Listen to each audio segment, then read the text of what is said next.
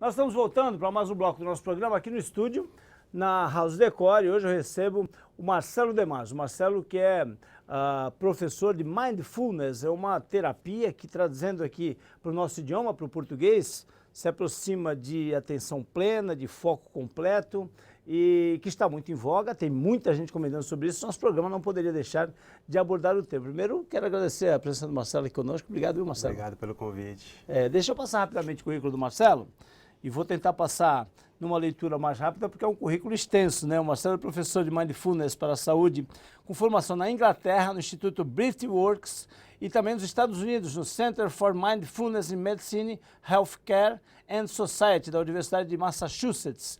Ele fez esse curso com Jon Kabat-Zinn e também com o Saki Santorelli. Ele é médico da família e comunidade, com graduação, especialização e doutorado pela Faculdade de Medicina de Ribeirão Preto, na USP, e também docente, professor do Departamento de Medicina Preventiva da Escola Paulista de Medicina, Unifesp. Ainda professor também, visitante da Universidade de Zaragoza, membro da comissão organizadora e responsável pelo módulo prático de Master em Mindfulness na mesma instituição. Esse é um breve relato daquilo que o Marcelo já se especializou. E aí é uma pergunta que é recorrente, como é que você tomou contato com Mindfulness? Eu, desde a graduação, como médico, eu me interessava por intervenções, por coisas, por ações que pudessem empoderar as pessoas, ou seja, que os pacientes pudessem fazer e eles mesmos aprimorarem a própria saúde. Sim. E aí eu fui buscar alternativas dentro desse mundo, que a gente chama de promoção da saúde, né? Então eu estudei atividade física, estudei outras formas de medicina, que a gente chama de medicina integrativa, né? Estudei yoga, estudei várias maneiras para que as pessoas pudessem fazer ações que aprimorassem a própria saúde. E cheguei no Mindfulness, né? Por meio dessa busca. E aí eu observei que esses programas, eles eram bastante estruturados, bastante baseados em ciência, em pesquisa, e com bastante aplicação em pacientes, no mundo da saúde, até no mundo corporativo, no mundo da educação, né? Então, são programas bastante estruturados, bastante embasados em pesquisa, em ciência, e isso me interessou bastante para aplicação, tanto com pacientes, quanto na minha própria linha de pesquisa. Sim. E dentro da universidade também. Então, por isso que eu optei por estudar esse assunto. E nós estamos falando de que ano aí, Marcelo? Isso começou em 2008, né? Essa busca por Mindfulness especificamente. Agora, desde a minha graduação, lá nos idos de 90, eu já me interessava por isso. Um dos cursos que você fez foi com Jon Kabat-Zinn, que foi basicamente quem trouxe isso para o Ocidente, não? Isso, ele é o pai da ideia, podemos dizer assim, né? Ele é um professor emérito da Universidade de Massachusetts, nos Estados Unidos. Sim. E ele começou a oferecer esses programas dentro do Hospital Geral de Massachusetts, né, para pacientes com condições clínicas crônicas e com dor crônica, por exemplo. Então ele transformou, né, essas práticas em programas estruturados e começou a oferecer dentro de hospitais. E a partir daí isso se espalha pelos Estados Unidos, pela Europa e agora está chegando no Brasil também. Quando a gente fala mindfulness ou atenção plena, a gente está falando de um estado psicológico, de um estado mental, né? É um estado mental que tem dois componentes principais, a atenção, então estou atento ao que eu estou fazendo enquanto eu estou fazendo, então estou atento à nossa conversa enquanto eu converso, e também um componente de atitude, que é que a gente chama de mente do principiante, né? Em geral, ou a gente está desatento, estou no piloto automático, ou quando eu estou atento, estou criticando alguma coisa, né? Interpretando e criticando. E o estado de mindfulness, ele tenta ser um contraponto a isso, seria trabalhar a atenção numa atitude de curiosidade frente ao que está acontecendo, para eu ser menos reativo às situações, né? Então esse estado de mindfulness, ele é treinado por meio de práticas meditativas. Então o que o Jon Kabat-Zinn fez foi estruturar um programa adaptando essas técnicas meditativas dentro de um programa laico, não religioso, clínico, para desenvolver o estado de mindfulness e aí as pessoas poderem acessar esses programas e terem os benefícios. A gente tem a impressão sempre, né, de que o povo oriental, ele tem muito mais facilidade desse tipo de terapias, de exercícios meditativos, né, contemplativos.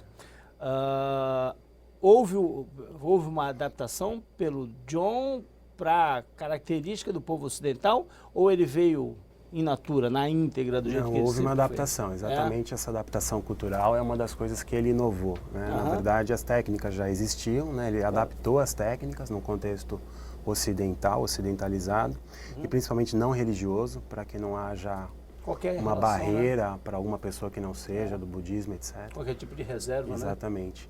Então houve uma adaptação, basicamente uma adaptação cultural, foi o que ele fez. Né?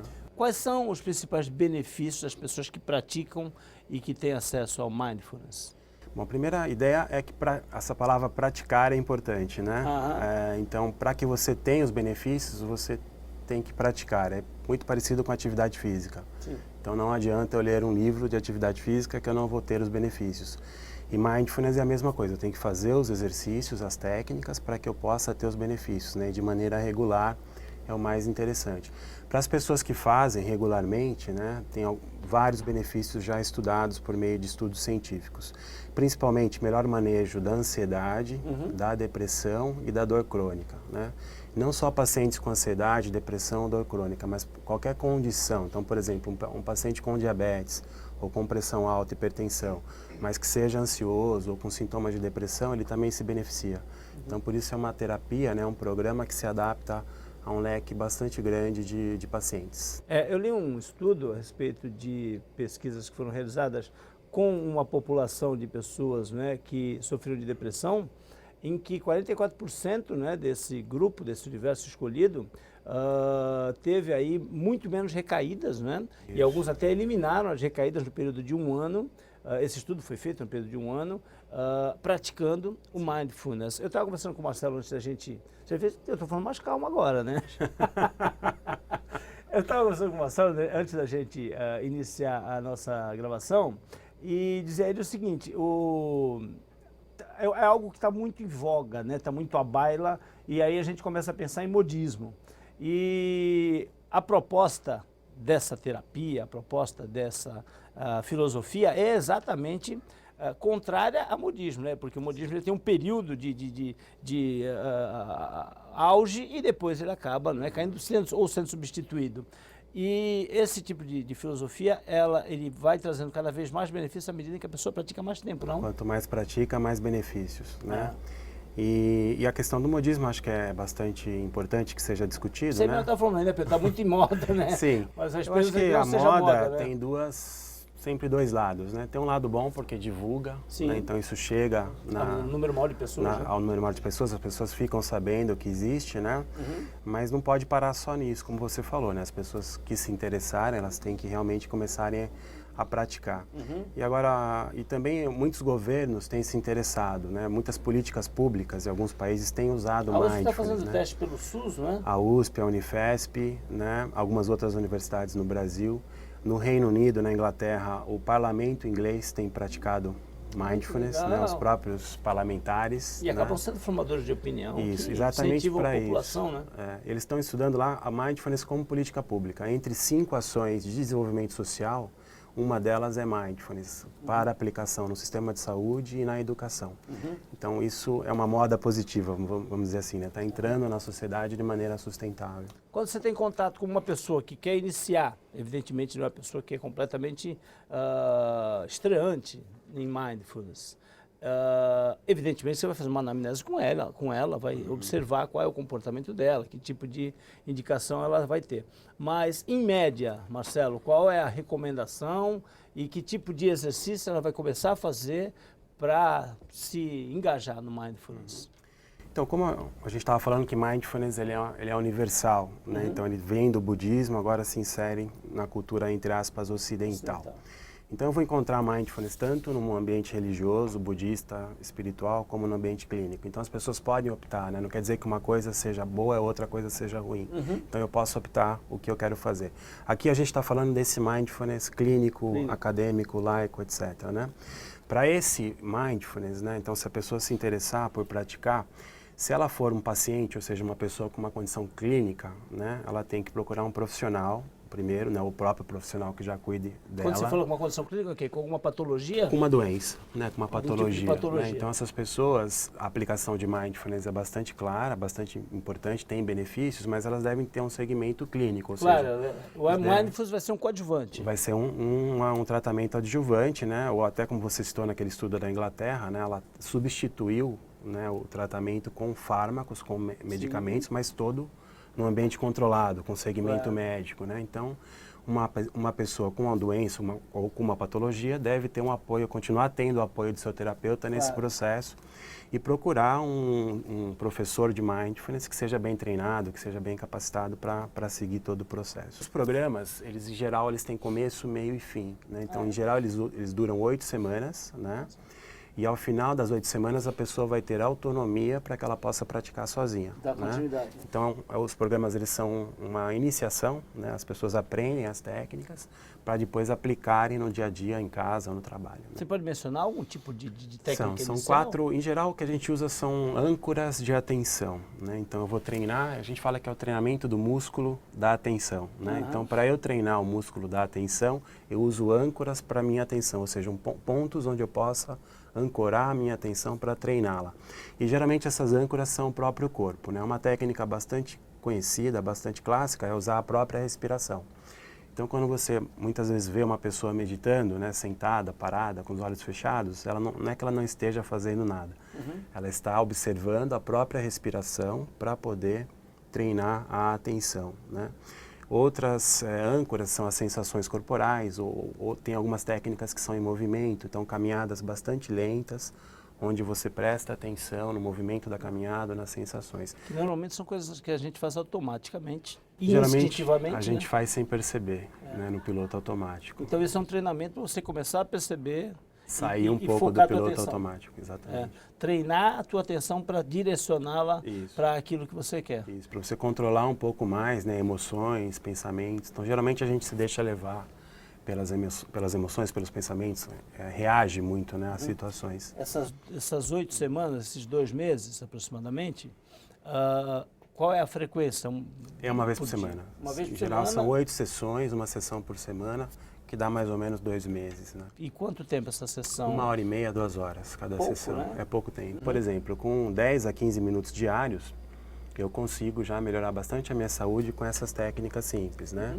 Então exige disciplina, lógico, eu tenho que reservar um espaço, né? Estar motivado para fazer isso na minha vida, mas 5 minutos, 10, 15 minutos, né? Então já me ajudam a melhorar a saúde mental por meio dessas técnicas.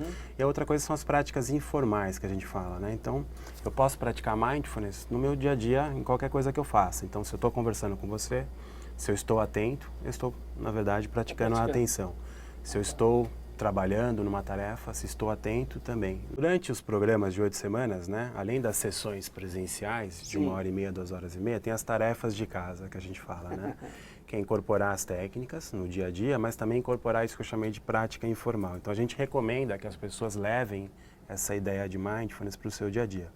Então se eu estou comendo, tento comer com atenção plena, né? Se eu estou conversando, faço com atenção plena. Se eu estou escovando os dentes, e isso já tem também um efeito positivo na minha saúde. Né? Então eu posso aproveitar qualquer situação no meu dia a dia para praticar esse estado mental. As pessoas conseguem, através da prática desse foco de atenção, organizarem melhor o seu dia a dia, já que, né, a gente vive numa sociedade tão atribulada?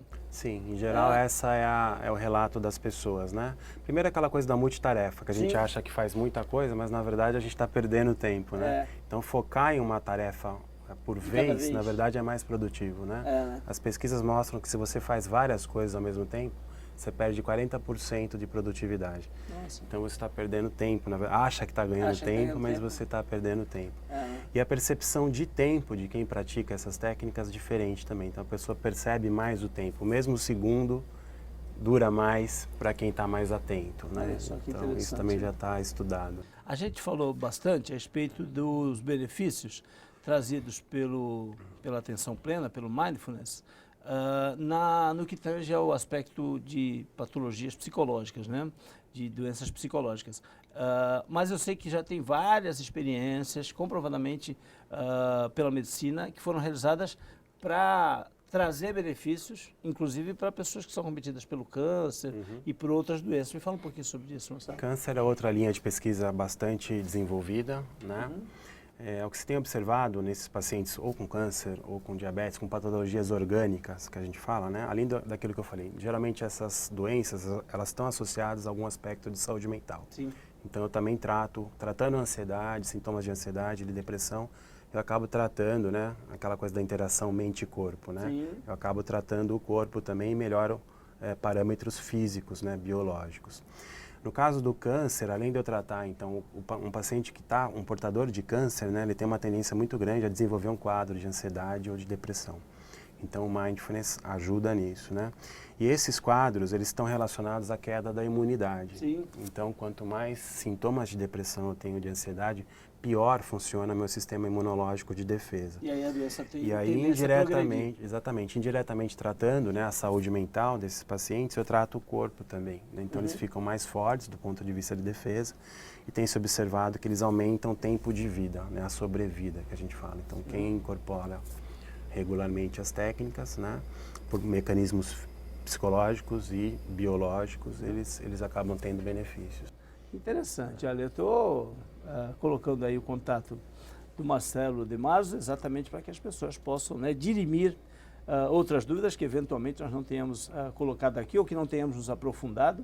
Eu, como jornalista, gosto sempre de levar, não é, ao nosso telespectador a condição de ter um acesso mais aprofundado a respeito daquilo que a gente trata aqui. Marcelo, obrigado. Obrigado pelo Felicidades, eu que agradeço.